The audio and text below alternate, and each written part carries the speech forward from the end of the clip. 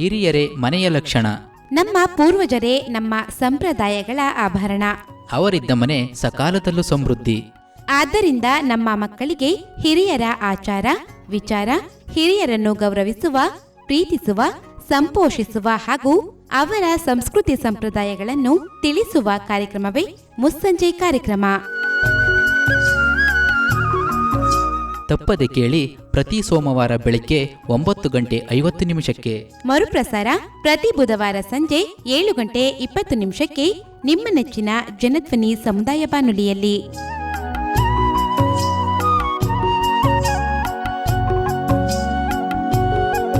ಪ್ರೀತಿಯ ಜನಧ್ವನಿ ಕೇಳುಗರಿಗೆ ನಮಸ್ಕಾರ. ನಾನು ನಿಮ್ಮ ಬಾನುಲಿ ಗೆಳತಿ ಸ್ಫೂರ್ತಿ ಸರಗೂರು. ಕೇಳುಗರ ಮುಸ್ಸಂಜೆ ಕಾರ್ಯಕ್ರಮಕ್ಕೆ ಆತ್ಮೀಯವಾದ ಸ್ವಾಗತ. ಮುಸ್ಸಂಜೆ ವೃದ್ಧರ 2ನೇ ಬಾಲ್ಯದ ಅನಾವರಣ ಕಾರ್ಯಕ್ರಮ. ಕೇಳುಗರ ಇವತ್ತು ವಿಶೇಷವಾಗಿ ನಮ್ಮ ಒಂದು ಮುಸ್ಸಂಜೆ ಕಾರ್ಯಕ್ರಮದಲ್ಲಿ ವೃದ್ಧಾಪ್ಯ ಜೀವನ ಮತ್ತು ಆರೋಗ್ಯ ಸಮಸ್ಯೆ ಎಂಬ ವಿಷಯದ ಕುರಿತು ನಮ್ಮ ಜೊತೆ ಮಾತನಾಡಲಿದ್ದಾರೆ ಹುಣಸೂರು ತಾಲೂಕಿನ ಹನಗೋಡು ಹೋಬಳಿಯ ತಟ್ಟೆಕೆರೆ ಗ್ರಾಮದ ಶ್ರೀಮತಿ ಚಂದ್ರಮ್ಮರವರು. ಬನ್ನಿ ಅವರನ್ನ ಕಾರ್ಯಕ್ರಮಕ್ಕೆ ಸ್ವಾಗತಿಸೋಣ.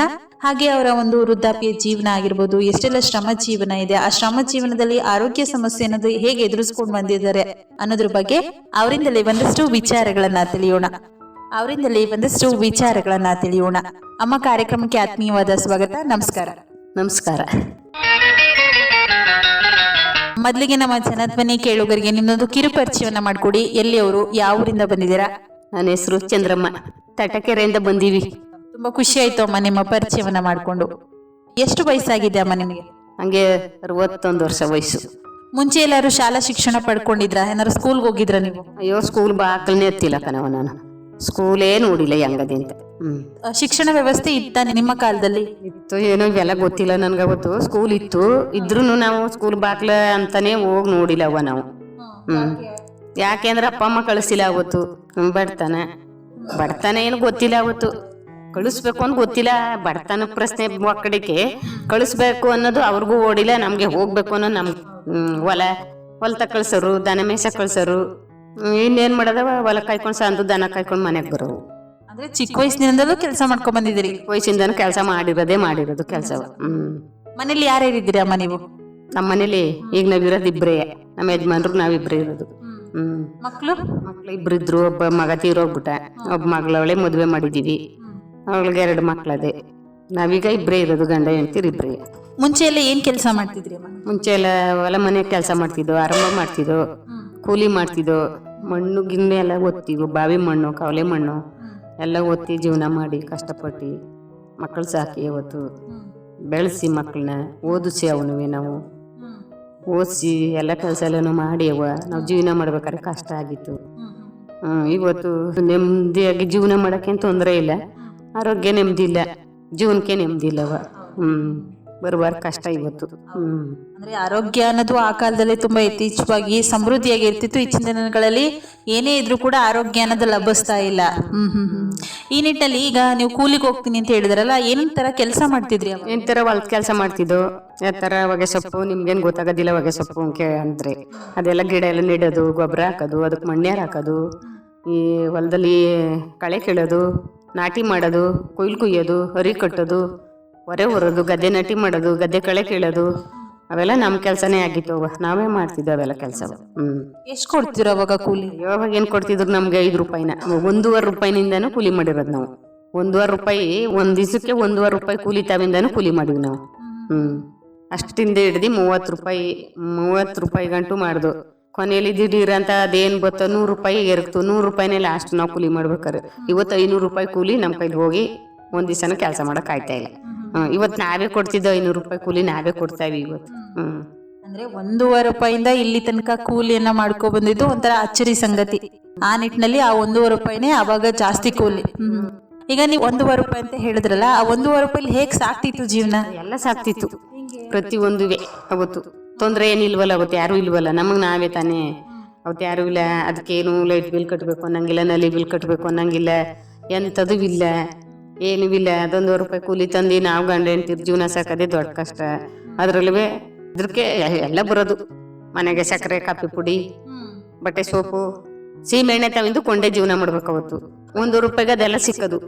ಇವತ್ತು ಸಿಕ್ಕದವ ಇಷ್ಟಪ್ಪ ಬೆಲ್ದಚ್ಚು 10 ಪೈಸಕ್ಕೆ ಒಂದು ಹಚ್ಚು ಚಿಕ್ಕದವತ್ತು ಇವತ್ತು ಸಿಕ್ಕದ ಅದೊಂದು ರೂಪಾಯಿಲಿ ಎಷ್ಟು ಬರ್ತದೆ ಎಲ್ಲಿ ಹಾಕಾಕು ನೀನು ಯೋಚನೆ ಮಾಡು. ಒಂದು ಸೇರಕ್ಕಿಗೆ 1 ರೂಪಾಯಿ ಯಾವತ್ತು ದುಡ್ಡು ಇದ್ದಿದ್ದು. ಒಂದು ಸೇರಕ್ಕಿ ತಂದ್ರೆ 4 ದಿವಸ ಜೀವನ ಮಾಡ್ಬೋದಿತ್ತು ನಮ್ಮ 2 ಮಕ್ಕಳು ನಾವೆಲ್ಲ. ಇವತ್ತು ಅಷ್ಟಿದ್ದದ 70 ರೂಪಾಯಿ 80 ರೂಪಾಯಿ ಒಂದು ಸೇರಕ್ಕಿ ಇವತ್ತು ಅಲ್ವಾ. 1 ರೂಪಾಯಿಗೆ 4 ಸೇರು 3 ಸೇರು ರಾಗಿ ಯಾವತ್ತು ಅವಾಗ. ಇವತ್ತು 50 ರೂಪಾಯಿ ಒಂದು ಸೇರು ರಾಗಿ 50 ರೂಪಾಯಿ ಆಗದೆ ಇವತ್ತು ಒಂದು ಸೇರು ರಾಗಿ. ಅಂದ್ರೆ 1.5 ರೂಪಾಯಿಲಿ ಸಾಮಾನುಗಳ ಬೆಲೆ ಅಗ್ಗವಾಗಿರ್ತಿತ್ತು, ಎಲ್ಲವನ್ನೂ ಕೊಂಡು ಬಂದಿರ್ತಿತ್ತು. 10 ರೂಪಾಯಿ ತಕೊಂಡೋದ್ರೆ ನಮ್ಮ ಅಪ್ಪ ನಮ್ಮ ಅಮ್ಮನೇ 10 ರೂಪಾಯಿ ತಕೊಂಡೋದ್ರೆ ನಾವು 5 ಜನ ಮಕ್ಳಿದ್ದು 5 ಜನಕ್ಕೂ ಮನೆ ಜನಕ್ಕೆ ಮನೆ ಮಕ್ಳಿಗೆಲ್ಲ ಫುಲ್ ಹೊಸ ಬಟ್ಟೆ ತಗೊಂಡು ಮನೆಗೆ ತಂದು ಹಬ್ಬ ಮಾಡಿ ಹುಣ್ಣಿಮೆ ಮಾಡಿ ಅವತ್ತೆಲ್ಲ ಆ ಥರ ಮಾಡಿ. ಈಗ 1.5 ರೂಪಾಯಿ ಜೀವನ ಅಂತ ಹೇಳ್ತಿದ್ರಿ. ಆ 1.5 ರೂಪಾಯಿಲಿ ಎಲ್ಲವೂ ಸಾಕ್ತಾ ಇತ್ತು, ಎಲ್ಲವೂ ಬರ್ತಾ ಇತ್ತು ಅಂತ ಇವತ್ತು 500 ರೂಪಾಯಿ ತಂದ್ರು ಜೀವನ ನಡೀತಾ ಇಲ್ಲ. ಯಾಕೆ? 1 ಲೀಟರ್ ಎಣ್ಣೆ 200 ರೂಪಾಯಿ ಆಗದೆ, 1 kg ಸಕ್ಕರೆ 50 ರೂಪಾಯಿ ಆಗದೆ, 1 ಟೀಯೇ 10 ರೂಪಾಯಿ ಆಗದೆ, 15 ರೂಪಾಯಿ. ಇಲ್ಲಿ ನಿಮ್ಮಲ್ಲಿ ನಮ್ಮ ಹಳ್ಳಿಲಿ 10 ರೂಪಾಯಿ 5 ರೂಪಾಯಿ. 1 ಬಟ್ಟೆ ಸೊಪ್ಪು 30 ರೂಪಾಯಿ ಆಗದೆ. ಜೀವನ ನಡಿ ಅಂದ್ರೆ ಹೆಂಗ್ ನಡ್ದದ 500 ರೂಪಾಯಿಲಿ ಹೇಳವ ನೀನೆ. ಈಗ ಮಧ್ಯದಲ್ಲಿ ನಾವು ಬೇರೆ ಪೇಷಂಟ್ಗಳು 1 ಮಾತ್ರೆ ತಗೋತೀನಿ ಅಂದ್ರೆ ಹೋಗಿ 300-400 ರೂಪಾಯಿ ಮಾತ್ರೆಗೆ 10 ಮಾತ್ರೆ ತಗೋಬೇಕಾದ್ರೆ 300 ರೂಪಾಯಿ ದುಡ್ಡು ಬೇಕು. ಇನ್ ಜೀವನ ಹೆಂಗವ ನಡ್ದದ 500 ರೂಪಾಯಿಲಿ? ಟೀ ಕುಡಿಯಕ್ಕೆ 10 ರೂಪಾಯಿ ಬೇಕು. ಹೆಂಗ್ ನಡ್ದದ ಜೀವನ? 500 ರೂಪಾಯಿಲಿ ಎಷ್ಟು ನಡ್ಸ್ಬೋದವ? ನಡ್ಸಕ್ ಆಯ್ತದ? ಆಗೋದಿಲ್ಲ. ಮತ್ತೆ ನಾನು ಹೇಳ್ತಾ ಇದ್ರು 10 ಪೈಸೆ ಒಂದು ಹಚ್ಚು ಬೆಲ್ಲ ಅಂತ. ಅವತ್ತು 5 ಪೈಸೆ ಒಂದು ಟೀ ಪಟ್ನ 10 ಪೈಸೆ ಬೆಲ್ಲ ಅವತ್ತು. ಲೆಕ್ಕ ಎಷ್ಟು ಗೊತ್ತಿತ್ತು ಅವತ್ತು. ನಾನು ಕಣ್ಮಟ್ಕೆ ನಾನು ಚಿಕ್ಕೊಳಗಿದ್ದಂಗ್ಲೆ ಅಷ್ಟು ಅಷ್ಟಿತ್ತು. ಇವತ್ತು ಎಷ್ಟಿದ್ದದು ರೈಟು? 10 ಪೈಸಕ್ಕೆ ಒಂದಷ್ಟು ಉದ್ದಲ್ಲಿ ಶೀತಲ್ ಸೀಮೆಣ್ಣೆ ಕೊಡೋರು ಕನ 10 ಪೈಸಕ್ಕೆ ಇವತ್ತು ಕೊಟ್ಟಾರ ಇವತ್ತು. ಅವು ಸಕ್ಕರೆ ಅನ್ನೋದೇ ಇಲ್ಲ, ಅದು ಗೊತ್ತೇ ಇಲ್ಲ ಜನಕ್ಕೆ ಅವು ಸಕ್ಕರೆ ಅಂತ. ನಾವು ಚಿಕ್ಕವರಾಗಿದ್ದಾಗ ಸಕ್ಕರೆ ಅನ್ನೋದು ನಮಗೆ ಗೊತ್ತಿರ್ತಿತ್ತಿಲ್ಲ. ಆಮೇಲೆ ಸಕ್ಕರೆ ಬಂದಿದ್ರದ್ದು. ಫಸ್ಟ್ ಎಲ್ಲ ಸ್ಟಾರ್ಟಿಂಗು ಬೆಲ್ಲನೇ, ಕಾಫಿ ಹುಡಿನೇ, ಟೀ ಪಡ್ನೇ ಅದೇ ಯಾವತ್ತು.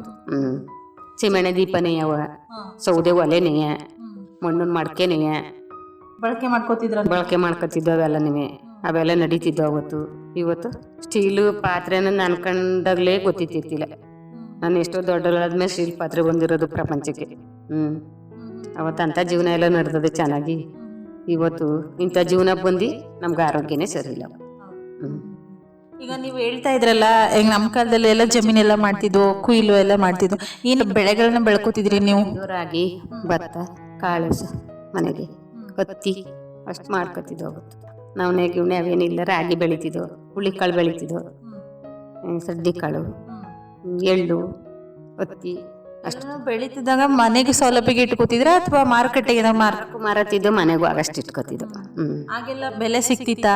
ಕಡಿಮೆ ಬೆಲೆ ಕಣವ, ಖರ್ಚು ಕಡಿಮೆ ಅಲ್ವಾಗ, ಬೆಲೆನೂ ಕಡಿಮೆ. ಅಂದ್ರೆ 1 ವರ್ಷಕ್ಕೆ ಒಂದೇ ಬೆಳೆ.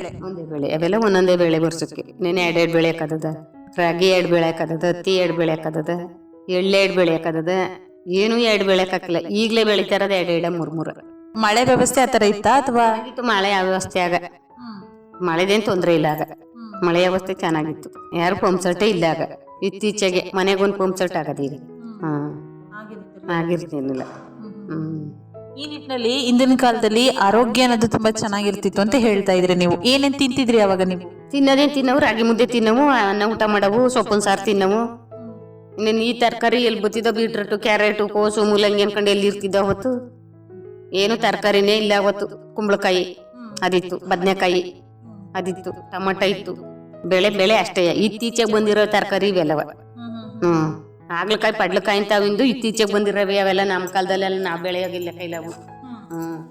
ಅಂದ್ರೆ ನೀವು ಹೇಳ್ತಿದ್ರಿ ಆಗಿನ ಕಾಲದಲ್ಲಿ ಆರೋಗ್ಯನ ಚೆನ್ನಾಗಿರ್ತಿತ್ತು. ಬರೀ ಟೊಮೊಟೊ ರಾಗಿ ಮುದ್ದೆ ತಿಂದ್ರೆ ಬರ್ತಿತ್ತಾ? ಅಷ್ಟೇ ಪೌಷ್ಟಿಕಾರ ಇರ್ತಿತ್ತು ಕಣವ ಅದ್ರಲ್ಲಿ.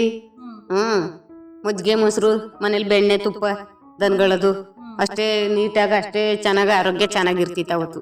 ಮಡ್ಕೆಲಿ ಅಡ್ಗೆ ಮಾಡೋದು, ಸೌದೆ ಒಲೆಯಲ್ಲಿ ಅಡ್ಗೆ ಮಾಡೋದು, ಗ್ಯಾಸ್ ಅನ್ನೋದು ಇರ್ತಿತ್ತಿಲ್ಲ. ಮಡ್ಕೆದಷ್ಟೇ ರುಚಿ ಬತ್ತಿತ್ತು. ಮಡ್ಕೆಲಿ ಬಿಸಿನೀರು ಕಾಯಿಸೋದು ಎಂಥದ್ದು ಇಲ್ಲ. ಹಾಲು ತಾವಿಂದು ಮಡ್ಕೆಲೆ ಕಾಯಿಸ್ತಿದ್ದ ಅವತ್ತು. ಹಾಲು ಗಡ್ಗೆನು ಮಡ್ಕೆದೇ ಕಣವ ಅವತ್ತು. ಅನ್ನ ಮಾಡಕ್ಕೂ ಮಡಕೆ, ಸಾರು ಮುದ್ದೆ ತಾವಿಂದು ಮಡ್ಕೆನೇ.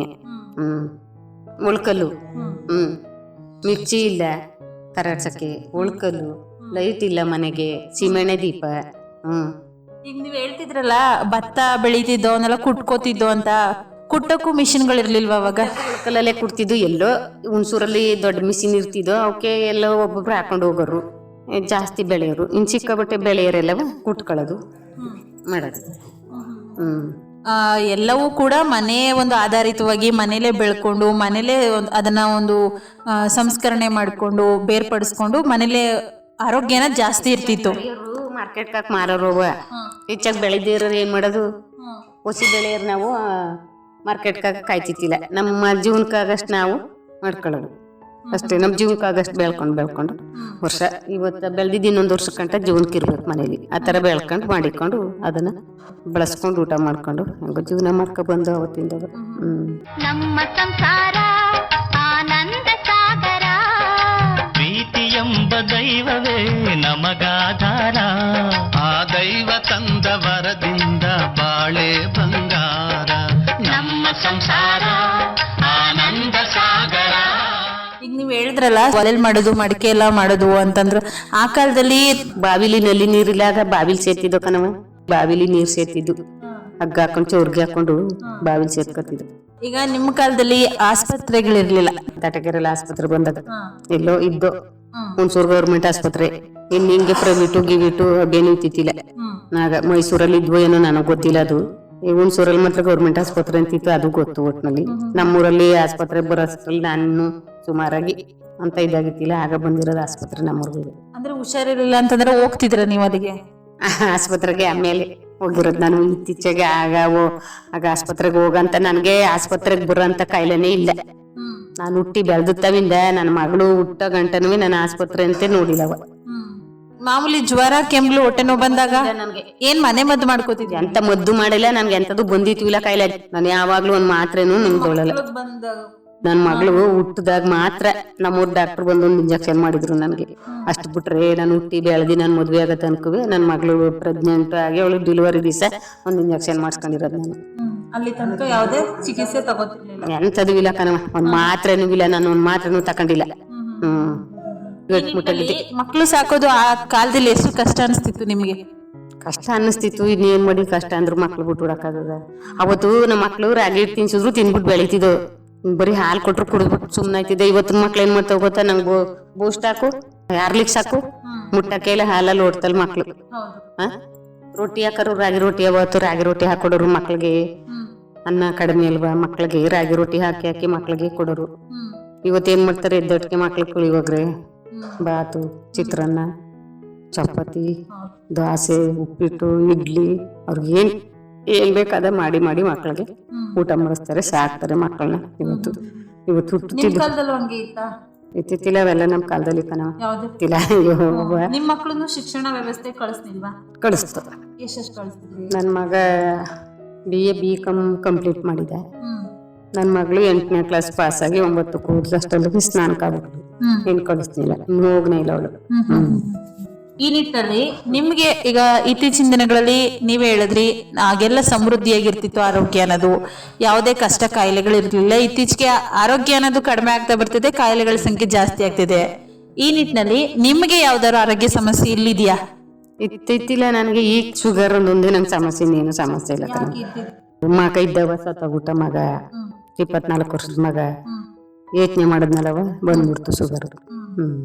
ಡಾಕ್ಟರ್ಗಳು ಯಾರ ತಕೋ ಪರೀಕ್ಷೆ ಮಾಡ್ಸು ಹಂಗೆ ಅಂದಿದ್ದು. ಸೀಸದ್ ಗಟ್ಟಿ ಕಣಮ್ಮ ನೀನು, ಅದ್ರ ಶುಗರಿಂದ ಯೋಚನೆಯಿಂದ ಶುಗರ್ ಬಂದ್ಬಿಟ್ಟದೆ ನಿನ್ಗೆ ಹಂಗಂತ ಡಾಕ್ಟ್ರು 2-3 ಜನ ಡಾಕ್ಟರ್ ಹೇಳಿದ್ರು. ಅದನ್ನೇ ನಾವು ಹುಣಸೂರಲ್ಲಿ ತೋರ್ಸ್ಕೊತಿದ್ದೋ. ಅಲ್ಲಿಂದ ಜಾಸ್ತಿ ಹುಷಾರ ತಪ್ಪಿಟ್ರೆ ನಮ್ಮ ಮಗಳು ಕರ್ಕೊಂಡು ಹೊಂಟಗಳು ಒಳ್ಳೆ ನರಸೀಪುರ, ಹಾಸನ, ಅಲ್ಲಿಗೆ ಕರ್ಕೊಂಡು. ಈಗ ಸ್ವಾಮಿ ವಿವೇಕಾನಂದ ಹಾಸ್ಪಿಟ್ಲಿಗೆ ಏನಕ್ಕೆ ಬಂದಿರೋದು? ಕಣ್ಣು ಆಪರೇಷನ್. ಕಣ್ಣು ಕಾಣಿಸ್ತಿಲ್ಲ ಅಂತ ಹೇಳಿದ್ರಲ್ಲ, ಯಾವಾಗ್ಲಿಂದ? 2-3 ವರ್ಷ ಆಯ್ತು ಕಣವ. ಕಣ್ಣು ಕಾಣಿಸಕ್ಕೆ ಜಾಸ್ತಿ ಕಾಣಿಸ್ತಿತ್ತಿಲ್ಲ, ಹತ್ರದಲ್ಲಿ ಕಾಣಿಸೋದು, ದೂರ ಕಾಣಿಸ್ತಿತ್ತಿಲ್ಲ. ಈಗಂತೂ ಫುಲ್ ಕವರ್ ಆದಂಗೆ ಒಂದ್ ಸ್ವಲ್ಪ ಕಾಣಕ್ಕಿಲ್ಲ. ನಿನ್ ಮಕನೇ ಚೆನ್ನಾಗ್ ಕಾಣಿಸ್ತಾ ಇಲ್ಲ ಅಂದ್ರು. ನನ್ ಮಗಳು ಕ್ಯಾಂಪಲ್ಲಿ ಎಲ್ಲ ಮಾಡಕ್ಕಿಲ್ಲ ಅಂತಾರಲ್ಲ ಅನ್ಬಿಟ್ಟು ಪ್ರೈವೇಟ್ಗೆ ಹೋಗಿ ಮಾಡಿಸ್ಕೊಳ್ಳೋದ ಸುಮ್ನಿರವ ಅಂತ ಹೇಳಿದ್ಲು. ಈಗ ಅವತ್ತು ಆಸ್ಪತ್ರೆಗೆ ಬಂದೆ, ಆಸ್ಪತ್ರೆಯಲ್ಲಿ ಹಂಗಂತ ಹೇಳಿದ್ರು. ನಿಮ್ಗೆ ಯಾವಾಗ ಗೊತ್ತಾಯ್ತು?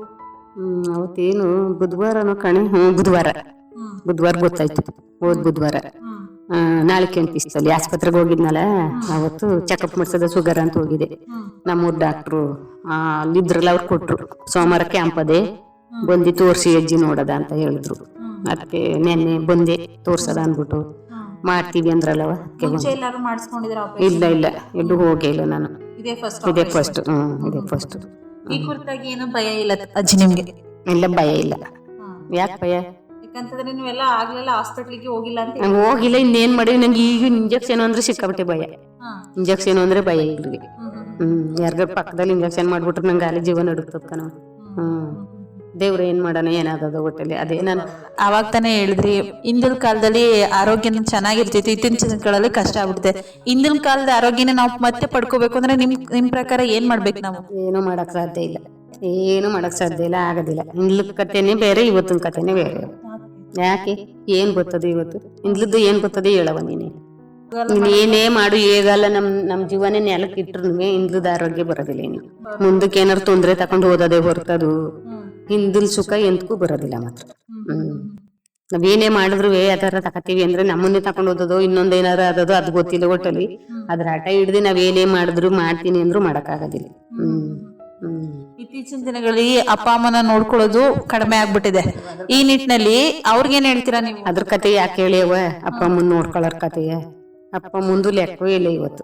ಹಿಂದ್ ಕಾಲದಲ್ಲಿ ನೋಡ್ತಾನೆ ಇದ್ರು ಅಪ್ಪ ಅಮ್ಮ ವರ್ಷಗಟ್ಲೆ ಬಿತ್ಕೊಂಡ್ರು ಅವ್ರು ಸೇವೆ ಮಾಡ್ತಿದ್ರು. ಗಂಡ್ ಮಕ್ಳು ಸೊಸೆರೆಲ್ಲವ ಇವತ್ ಮಾಡಾರ? ಮಾಡೋದಿಲ್ಲ ಕಣವ. ಅಪ್ಪ ಅವನ್ಗೆ ಬೆಲೆ ಇಲ್ಲ ಇವತ್ತು ಕಣವ. ನೀನ್ ಯಾಕೆ ಸಾಕದಿ? 10 ವರ್ಷ ಕಂಟನೆ ಇವಳು ನಮ್ಮ ಅಪ್ಪ ನಮ್ಮಮ್ಮ ಅನ್ನೋದು. ಅವ್ರು 10 ವರ್ಷ ಕಂಟನೆ ನಾವು ನಮ್ಮ ಮಕ್ಳಿಗೆ ಏನ್ ಬುದ್ಧಿ ಹೇಳ್ಬೇಕದ್ ಹೇಳಕ್ಕಾಗದು.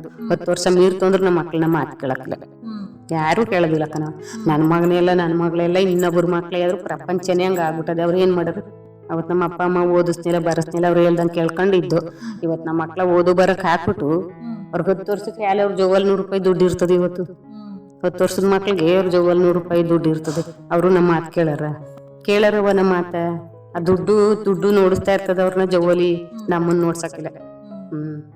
ಬೆಳಗ್ಗೆ ಸಂಜೆ ಗಂಟು ಮನೇಲೇ ಇರ್ತೀರ, ಎಲ್ಲೂ ಕೆಲ್ಸಕ್ಕೆ ಹೋಗಲ್ಲ? ಈಗ ನೀವು ಎಲ್ಲೂ ಹೋಗಲ್ಲ, ಹೇಗ್ ನೋಡ್ಕೋತೀರ ನಿಮ್ ಜೀವನನ? ನೀವು ಜೀವನ ನಾವು ಜೀವನಕ್ಕಾಗಷ್ಟು ದಾರಿ ಮಾಡ್ಕೋತೀವಲ್ಲ, ಬೆಳ್ಕೊತೀವಿ. ರಾಗಿ ಬೆಳ್ಕೊತೀವಿ, ಭತ್ತ ಬೆಳ್ಕೊತೀವಿ, ಕಾಳುಗಳು ಬೆಳ್ಕೊತೀವಿ.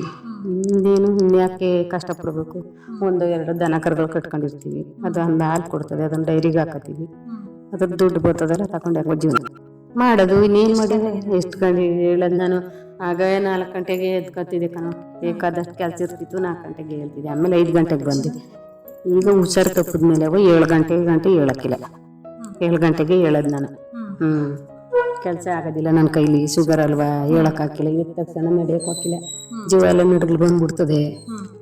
ನಮ್ಮ ಮನೆಯವರೇ ಎದ್ದು ಹಾಲು ಗಿಲು ಕರೆದಾಕೊಂಡು ಡೈರಿಗೆ ಹೋಯ್ಕೋತಾರೆ, ಪಾತ್ರೆ ಬೆಳಿ ಕೊಡ್ತಾರೆ.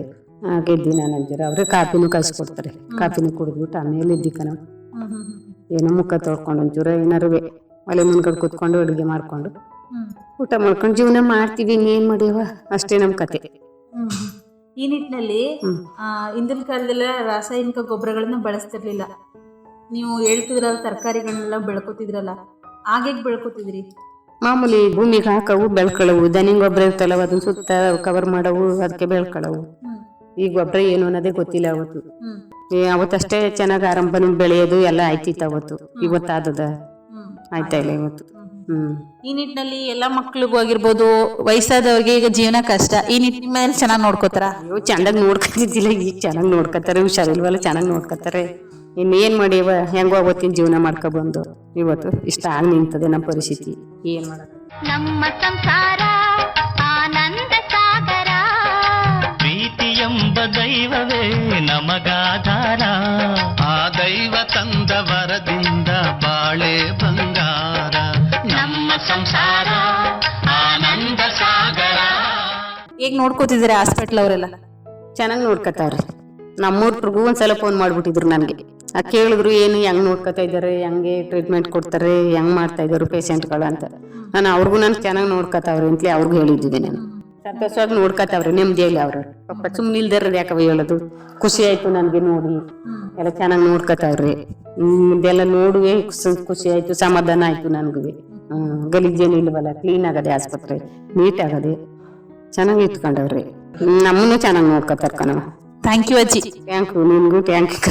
ತುಂಬಾ ಖುಷಿ ಆಯ್ತು ಅಜ್ಜಿ, ಇಷ್ಟೊತ್ತು ನಮ್ಮ ಕಾರ್ಯಕ್ರಮದಲ್ಲಿ ಭಾಗವಹಿಸಿ ನಿಮ್ಮ ಒಂದು ಜೀವನದ ಬಗ್ಗೆ, ಆ ಶ್ರಮ ಜೀವನದಲ್ಲಿ ವೃದ್ಧಾಪ್ಯ ಜೀವನ ಹೇಗೆ ನಡ್ಸ್ಕೊಬರ್ಬೇಕು ಅನ್ನೋದ್ರ ಬಗ್ಗೆ ಮಾಹಿತಿಯನ್ನ ತಿಳಿಸ್ಕೊಡೋದಕ್ಕೆ ನಮ್ಮ ಪರವಾಗಿ ಹಾಗೂ ಕಾರ್ಯಕ್ರಮದ ಪರವಾಗಿ ಧನ್ಯವಾದಗಳು.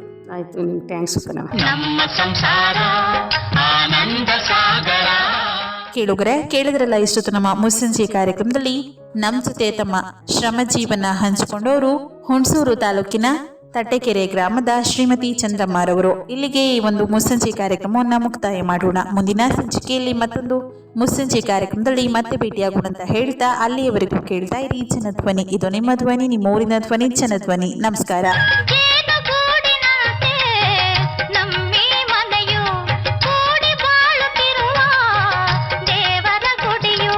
ಕಾಯ ಮಮತೆ ಎಂಬುದೇ ನಮಗೆ ರಕ್ಷೆಯು, ಕಾಯ ಮಮತೆ ಎಂಬುದೇ ನಮಗೆ ರಕ್ಷೆಯು. ಹಿರಿಯರ ನುಡಿ ರತ್ನವೇ ಬಾಳಿನ ಬೆಳಕು, ಬಾಳಿನ ಬೆಳಕು.